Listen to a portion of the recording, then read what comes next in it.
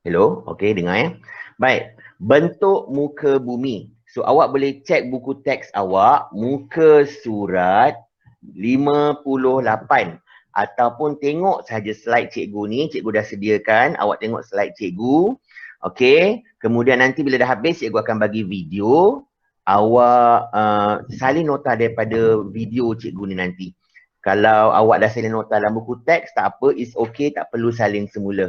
So hari ini kita buat secara ringkas sahaja, okey, tentang bentuk muka bumi. Baik, yang pertama, bentuk muka bumi ni ada 4 jenis ataupun 4 kategori. So yang pertama ialah tanah tinggi. Apa pasal pula dia keluar benda ni? Okey, yang pertama ialah tanah tinggi. Kedua ialah tanah pamah. Yang ketiga ialah saliran.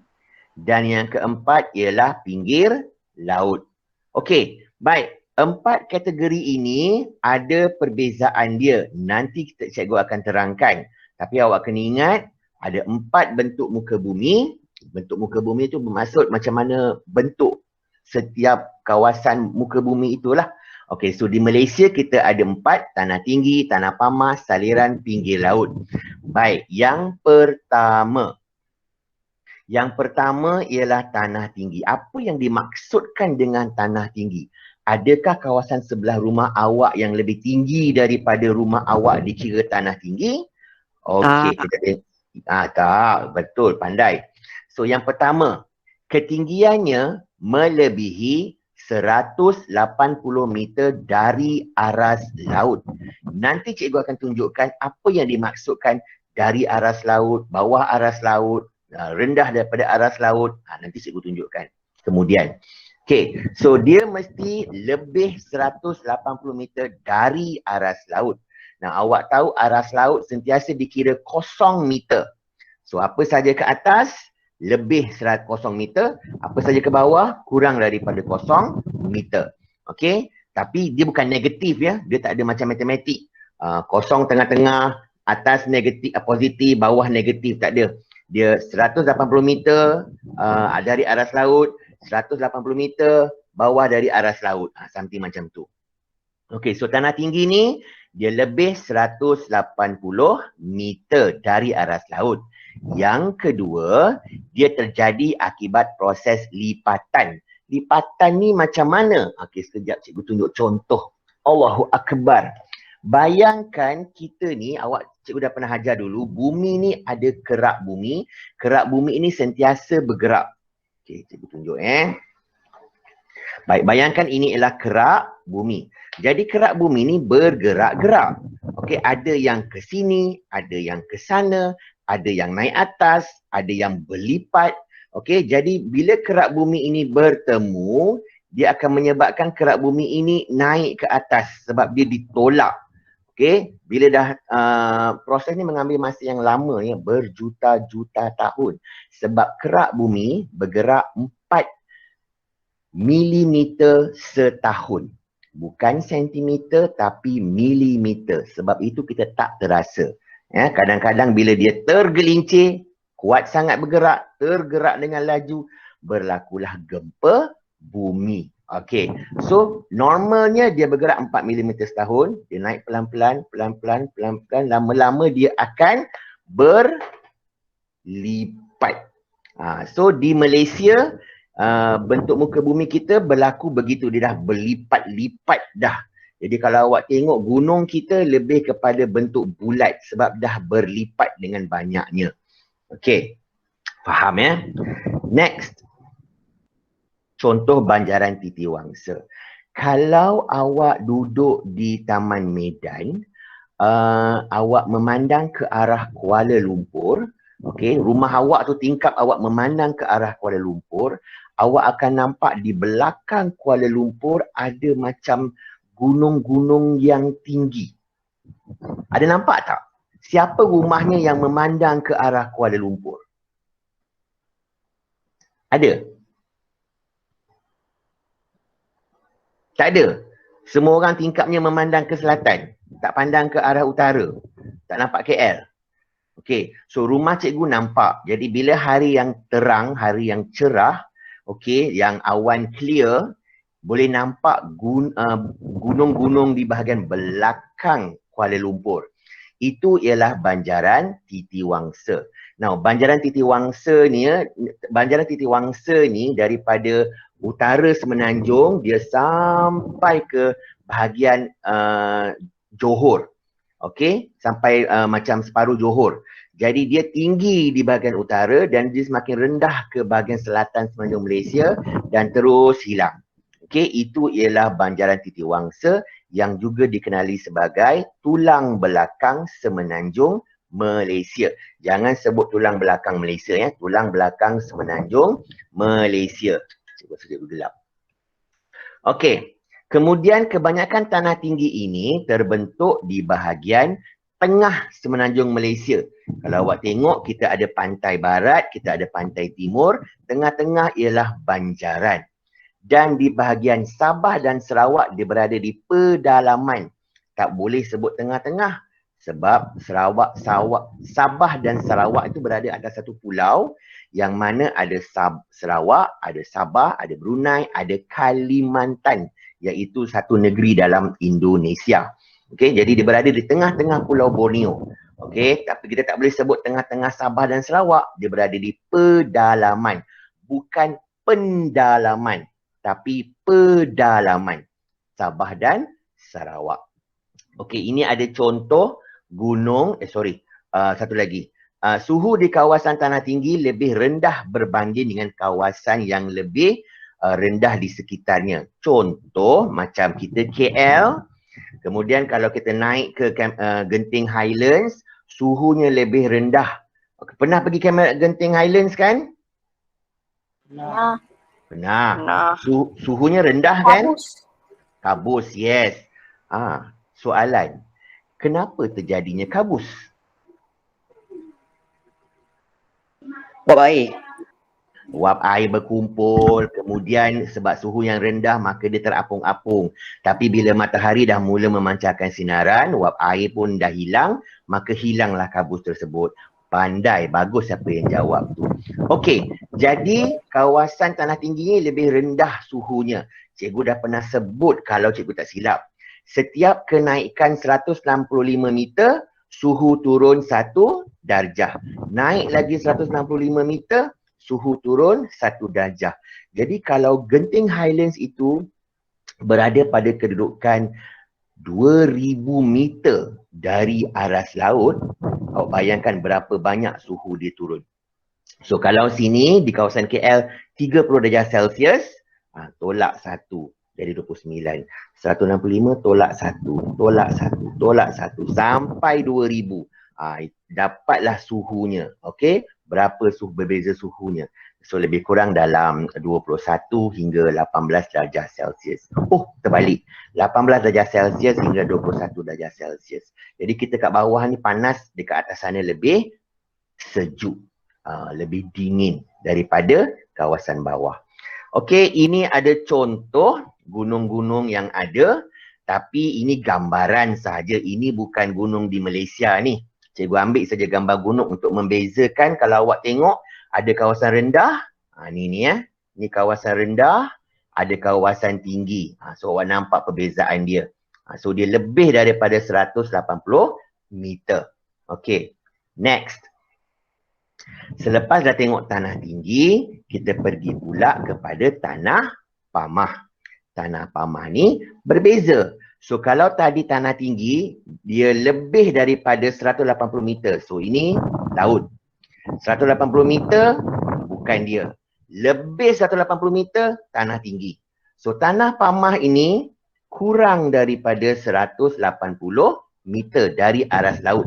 So ini aras laut, 180 meter, ini tanah pamah. Lebih tanah tinggi. Okey, faham ya? Jadi kita ni, awak, Taman Medan, kita semua berada di tanah pamah.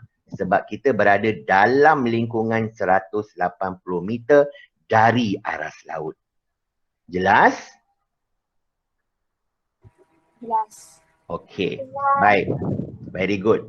Baik, jadi di tanah pamah ni di Malaysia terdapat di lembangan sungai, dataran, delta, dataran pantai. Kita semua ni berada di kawasan lembangan sungai sebab kita ada sungai Kelang, sungai Gombak, itu dikira sebagai lembangan sungai lah. Dataran, kita ada dataran contohnya macam yang tanam padi dekat Kedah tu.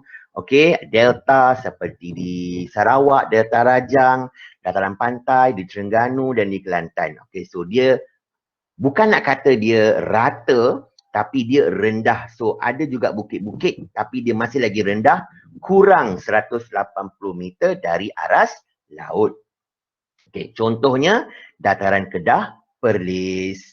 Siapa sini pernah naik kereta ataupun sebelum COVID lah, naik kereta ataupun naik kereta api ataupun berjalan di jalan raya menuju ke kawasan utara Semenanjung.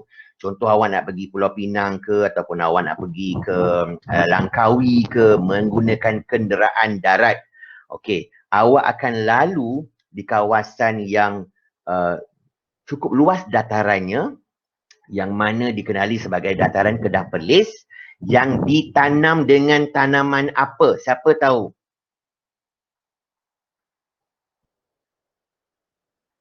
Sawah. Tanam dengan sawah. Sawah tu tempat. Tanam apa? Sawah tu tanam apa? Padi.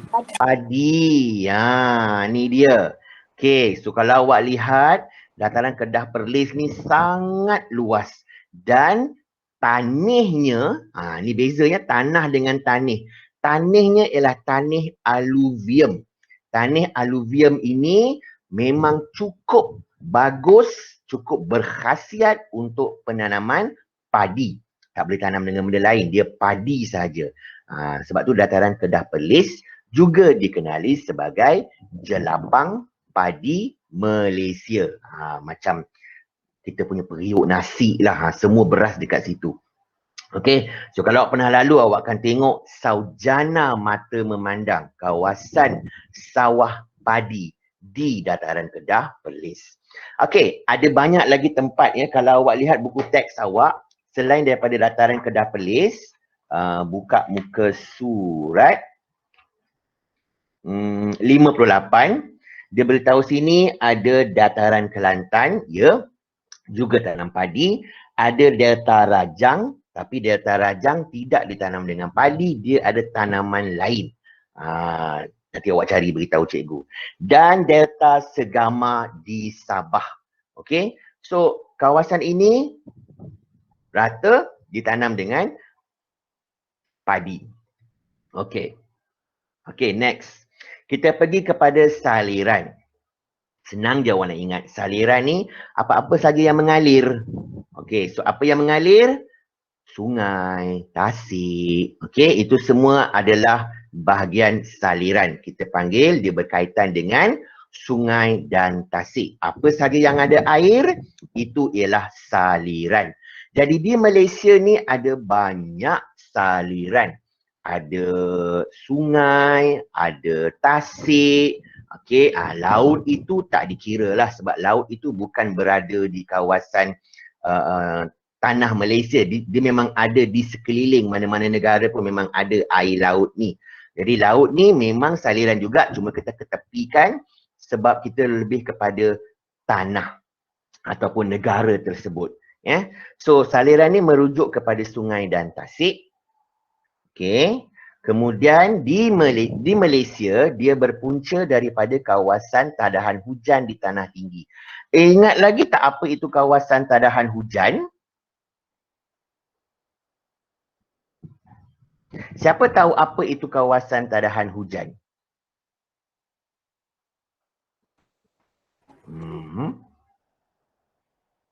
Tak tahu? Okey, cikgu terangkan macam ini.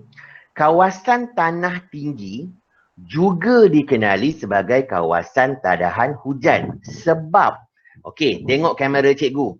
Ni cikgu tak ada bagi gambar tapi cikgu tunjuk. Nampak cikgu ya? Okey. Sekejap cikgu tengok, cikgu adjust kamera. Okey, nampak ya? Baik. bayangkan awak mandi shower. Semua orang ada shower kan? Awak buka keluar macam air hujan daripada dinding tu kan? Okey, baik. Bayangkan shower tu ialah air hujan. Okey? Baik, air hujan turun. Okey, awak rapatkan tangan awak begini macam menadah. Okey? Kemudian awak tahan air hujan tersebut. Tangan awak ni ialah kawasan tanah tinggi. Ni gunung. Okey, awak tahan. Apa berlaku pada air hujan? Air hujan itu akan berhenti pada tapak tangan awak dan mengalir ke bawah. Betul tak? Betul. Okey, pandai. Jadi bila awak tahan dia, awak tadah air hujan tu akan berhenti dan dia akan mengalir masuk ke dalam sungai, masuk dalam tasik, masuk dalam empangan untuk menjadi air. Bekalan air domestik awak. Okey? Sebab itu gunung tu penting. Kalau tak ada gunung, tiadalah kawasan tadahan hujan. Itu maksud dia. Jadi kawasan tadahan hujan ialah gunung. Okey, faham ya? Faham. Alright. Tapi kita tak boleh sebut berpunca dari gunung di tanah tinggi. Kita kena sebut kawasan tadahan hujan. Okey, jelas. Baik, selain daripada sungai, ada tasik buatan manusia dan tasik semula jadi. Maksudnya tasik ni ada dua jenis. Masa kita buat peta lakar, cikgu ada sebut, tasik ni ada dua. Okey, so ada yang masuk simbol fizikal, ada yang masuk simbol budaya. So, simbol fizikal ni sebab tasik tu semula jadi. Dan simbol budaya sebab tasik tu dibuat oleh manusia. Siapa pula yang nak buat tasik ni? Ada ke orang yang saja-saja nak buat tasik? Ada ke? Tak ada. Ada. Dekat Taman Medan banyak. Ada tasik kat Taman Medan? Macam tak ada je. Macam tak ada? Tak ada. Tak ada. Mungkin kawasan dalam sikit kot, Puchong ke apa ke. Okey, maksudnya yang buatan manusia ni, manusia pergi korek tanah tersebut untuk melombong biji timah. Di kawasan kita kan banyak biji timah. Korek cari biji timah. Lepas itu timah pun habis. Biji timah tu habis. So bila biji timah tu habis, dia tak ada kambus dah tanah tu, dia biar je. Dia cari tempat lain pula. Jadi kawasan yang dah berlubang itu, datang pula air hujan, memenuhkan lubang tadi. Maka jadilah tasik buatan manusia.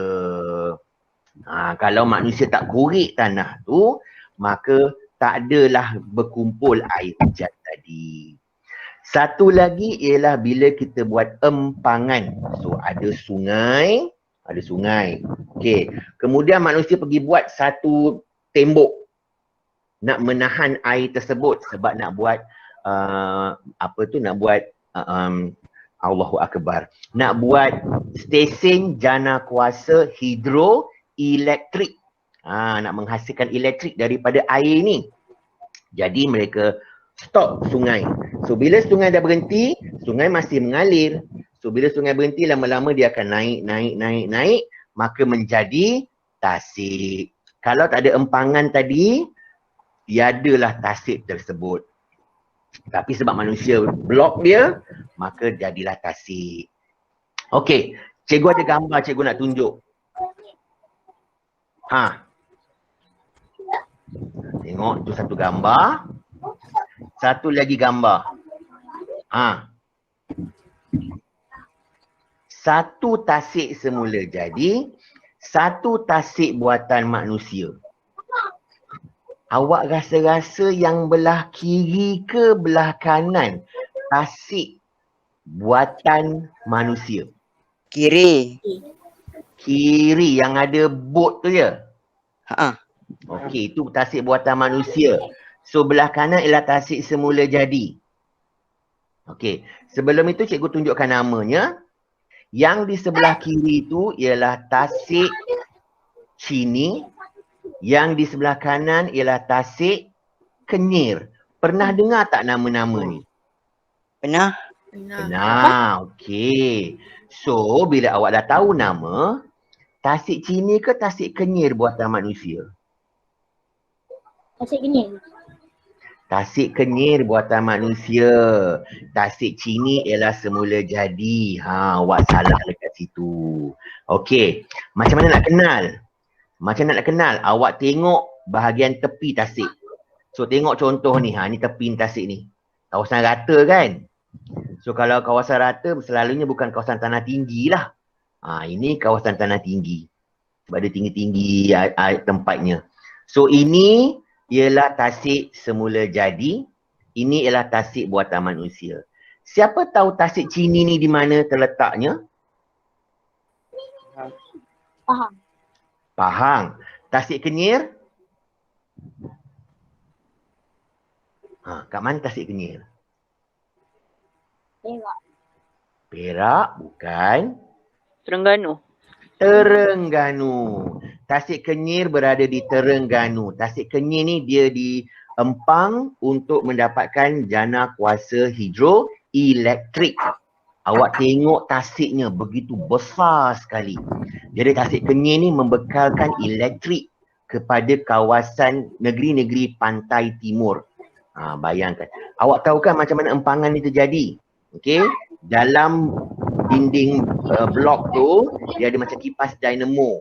So bila air lalu, air akan tolak kipas, kemudian dynamo tu akan berpusing dan menghasilkan tenaga elektrik.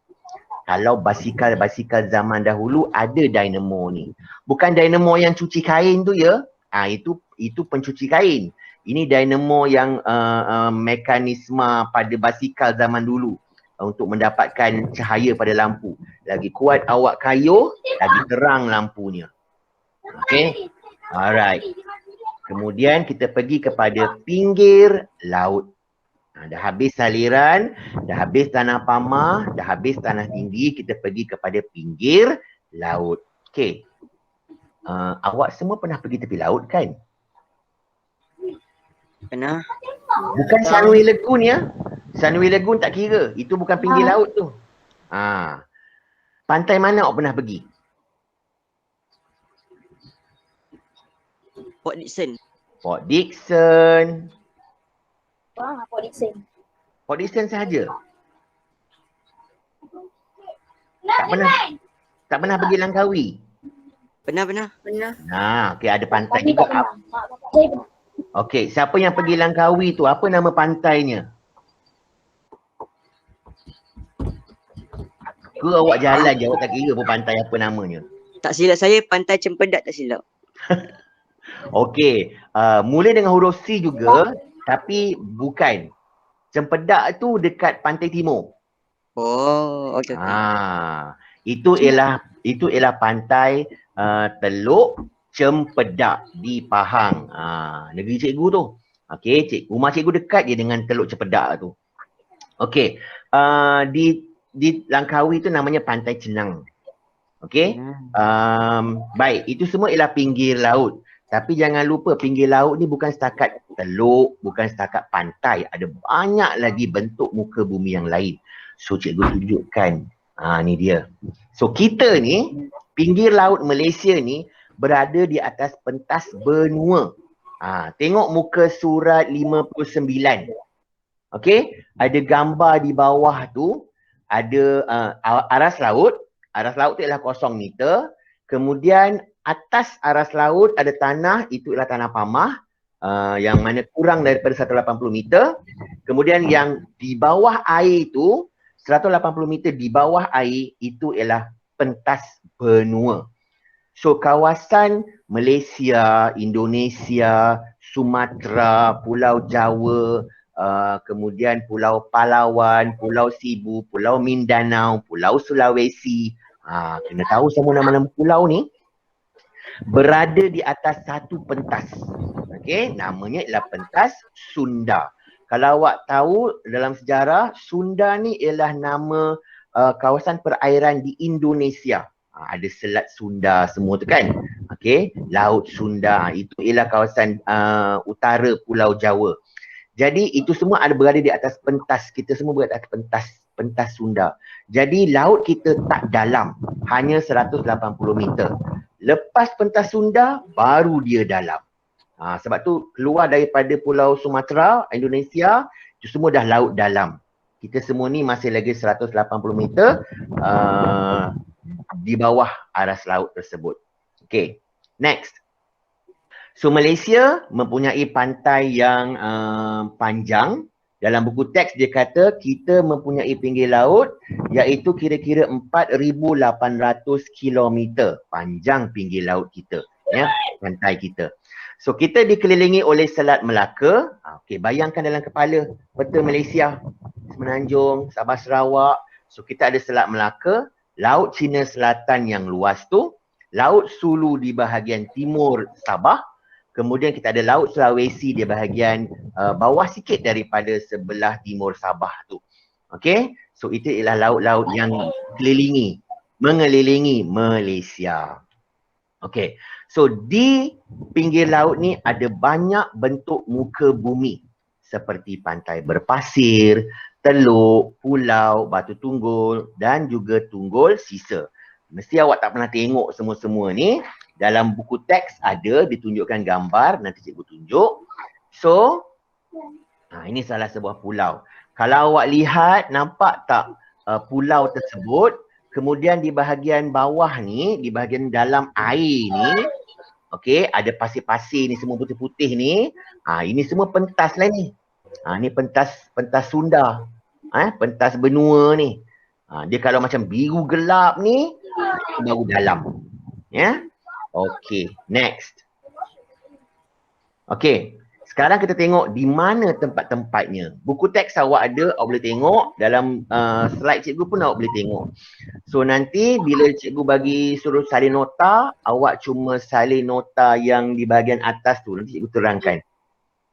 Okey, ini yang perlu awak ingat. So di Semenanjung Malaysia, jap cikgu boleh lukis tak dengan ni? Ya, mana slide cikgu? Allahu Akbar. Yang lain pula yang keluar. Okey, ada pen. Ink color kita buat warna merah. Kemudian kita ambil ballpoint pen. Okey. Allah, warna hitam pula. Sekejap ya. Ink color warna merah. Okey, so yang pertama ni, ni daripada utara sampailah ke selatan ni. Nampak pen cikgu kan? Ini ialah B1. B1 ialah Banjaran Titi Wangsa yang kita nampak daripada rumah awak tu. Banjaran Titi Wangsa ni banjaran yang terpanjang di Malaysia. Panjangnya ialah, cikgu tak silap, 470 km. Kejap ya. Mana dia? Banjaran Titi Wangsa. Tak ada sebutnya. Yang cikgu tahu dia 470 km. Kalau cikgu tak lupalah. Rasanya 470 km. Okey, kemudian dia ada satu gunung yang tertinggi di sini, iaitu Gunung Korbu. Bukan tertinggi di Semenanjung Malaysia, tapi tertinggi di Banjaran Titi Wangsa. Okey, baik. Ketinggiannya ialah, berapa ketinggian dia? 2182 meter. Okey, ni 2182 meter. Okey, so kemudian kita ada satu lagi banjaran, iaitu Banjaran Tahan di pantai timur. Banjaran Tahan ni ada satu gunung, Gunung Tahan. Gunung Tahan ni ialah gunung yang tertinggi di Semenanjung, iaitu 2187 meter dari aras laut. Jadi awak tengok dia cuma tinggi lebih 5 meter sahaja daripada Gunung Korbu. Ya? Ini awak kena ingat. Siapa pula ni? Nur Aini Idris. Sekejap, cikgu ambil kehadiran awak. Mana pula cikgu punya? Nur Aini. Nur Aini Idris. Itu akaun siapa tu? Siapa nama? Nur Aini. Hello. Nur Aini Idris ada? Siapa tahu Nur Aini Idris tu siapa namanya? Macam mana cikgu nama? Okey, Nur Asfarina. Nur Asfarina. Kenapa awak tak nak cakap? Cakap je lah. Gunalah mikrofon tu. Okey. Baik. So, ini ialah ketinggian Gunung Tahan. Ini ialah ketinggian Gunung Korbu. Okey. Dalam periksa selalunya cikgu akan bagi peta kosong. Awak kena labelkan. Tunggulah lepas buka sekolah nanti. Lepas cuti, insya-Allah kita dah turun kes. Sekolah boleh buka semula. Akan dibuat peperiksaan. Ya. Okey. Next. Kita pergi kepada Sabah Sarawak. Sabah Sarawak ada banyak banjaran dan juga ada pergunungan. Sorry. Okey, so awak boleh tengok dekat buku teks awak, okey, ada banyak pergunungan, ada banyak banjaran. Cikgu cuma nak tunjuk yang penting sahaja. So, B4 ialah banjaran Crocker. Ya, banjaran Crocker. Dan di banjaran Crocker ada gunung yang tertinggi di Malaysia iaitu Gunung Kinabalu. Ketinggiannya ialah 4,000 dah lupa. 4,095 meter dari aras laut. Tadi di Semenanjung, Gunung Tahan 2187. Gunung Kinabalu satu kali ganda lagi tinggi. 4,000 meter dari aras laut. Sebab itu nampak Gunung Kinabalu ni tersergam dengan indahnya. Dan untuk pengetahuan awak, Gunung Kinabalu ialah gunung yang tertinggi di Asia Tenggara. Okey? So kita boleh berbangga kita ada gunung tertinggi di Asia Tenggara iaitu Gunung Kinabalu. Okey, kemudian adalah maklumat-maklumat lain ni. Gunung Trusmadi, Gunung Api. Okey, sini ada gunung api di Taman Negara Mulu. Ada macam-macam. Awak tengok dalam buku teks awak nampak nanti. Okey, kena tahu tempat-tempat dia ya. Okey, Sabah Sarawak ni awak kena ingat nama dia sebab nama dia agak lain sedikit. Dan di Sabah namanya lebih kepada nama macam nama Inggeris. Brassey, Whitty, Maitland. Okey, so kena ingat. Okay, next. Tanah Pamah pula. Tadi kita dah buat tadi. Okey. Mana pula cikgu punya pen. Tadi kita dah buat. Okey. So ini ialah dataran Kedah Perlis. Kalau awak tengok memang luas lah. Memang tanam dengan padi. Kemudian kita ada dataran hulu Sungai Perak. Ni sini. Kemudian kita ada Dataran Rajang sebelah Sabah Sarawak. Sini ialah dataran Kelantan, juga ditanam dengan padi, juga ada tanam dengan tembakau sedikit. Okey, di bahagian selatan, sini awak tengok banyak kawasan hijau ni, maksud kawasan Tanah Pamah. Tapi tak tanam dengan padi sebab bentuk muka bumi di kawasan ini, dia lebih kepada tanah beralun. Sebab dia dah turun ke bawah kan, dia dah beralun. So sini banyak tanam dengan nanas dan juga kelapa sawit. Okey. So tanam nanas dekat Johor. Jadi kalau awak tengok beli nanas, awak tengok keluaran produk Johor ke apa ke. So nanas banyak di sana. Okey. Next. Ada banyak lagi dataran lain ya. Dataran Tanjung Karang dan sebagainya. Okey, next kita pergi kepada Sabah Sarawak. So Sabah Sarawak ada Delta Rajang di sini. Awak tengok sini nampak tak ni ada sungai, So ini ialah kawasan Delta. Ini ialah sungai apa? Siapa tahu namanya? Sungai yang terpanjang di Sarawak.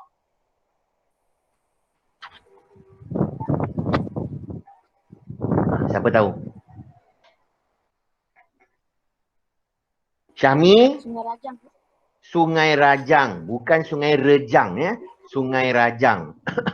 So Sungai Rajang ni kawasan sini ialah kawasan delta. So delta memang banyak tanah yang subur, yang ada mineral.